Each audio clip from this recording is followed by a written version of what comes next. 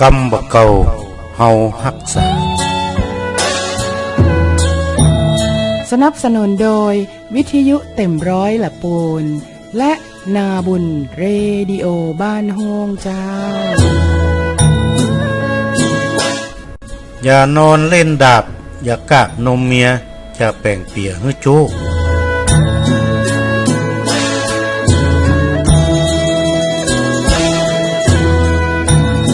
คำกล่าวนี้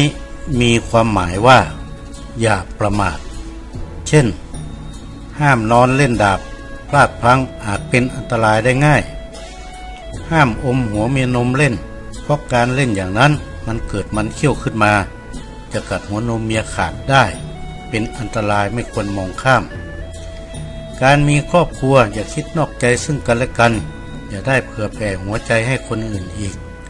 เป็นคำกล่าวเตือนไว้เช่นนี้แล